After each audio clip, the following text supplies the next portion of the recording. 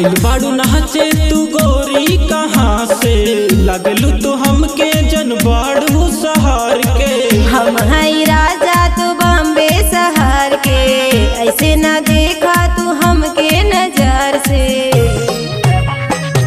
आइल बाड़ू नाचे तू गोरी कहाँ से लगलू तू हमके जनबाड़ू शहर के। हम हई राजा तू बॉम्बे शहर के, ऐसे न देखा तू हमके नजर से। हो जाइबा पागल जा हमरे कमरिया के। आशिक बाड़ू नमरिया के, यही से हिलावे तू घंघरिया के। आशिक बाड़ू नमरिया के, यही से हिलावे तू घंघरिया के।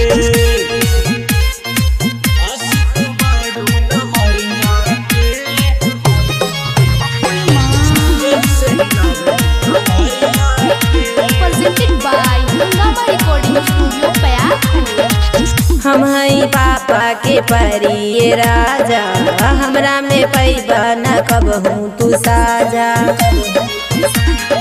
हम तोहर जाने ली गोरी घमांड, अब तू बता दा कितना डिमांड।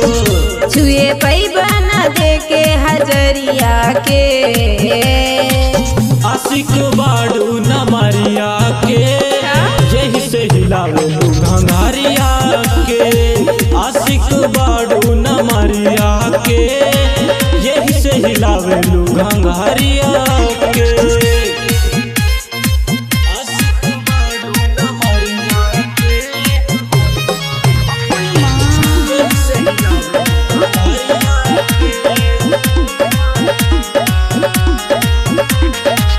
सुनील संतोष ता पड़ल बा पीछे, कहेला उतर जा स्टेज के नीचे।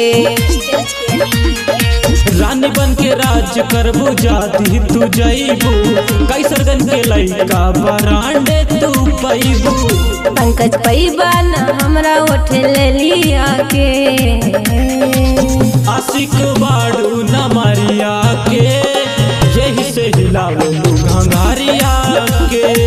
आशिक बाड़ू नमरिया के, यही से हिलावे तू कमरिया के।